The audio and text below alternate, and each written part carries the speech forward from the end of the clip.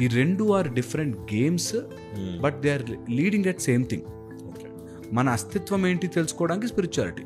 నేనెవరు, నేను ఎందుకు, ఎక్కడికైనా వెళ్తే నా కోరికలు ఎందుకు తీరుతున్నాయి అని అనుకోవడం ఒకటి. సైన్స్లో నేను దాన్ని మేనిఫెస్ట్ ఎలా చేసుకోవాలి, దాని పరికర రూపంలో ఎలా చూడాలి అన్నది ఒకటి. రెండు, ఇప్పుడు cricket sport, tennis is a sport. ఈ రెండింటిని కంపేర్ చేస్తూ కన్ఫ్యూజ్ చేస్తారు. టెన్నిస్లో 4లు 6లు లేవంట అంటే దేర్ ఇస్ నో పాయింట్.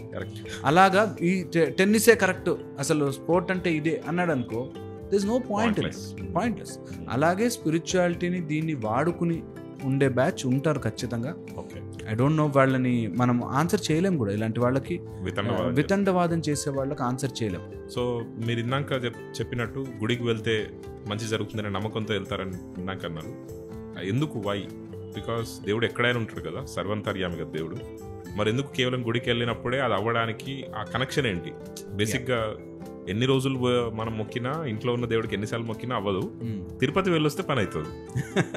ఆ కనెక్షన్కి కారణం ఏంటని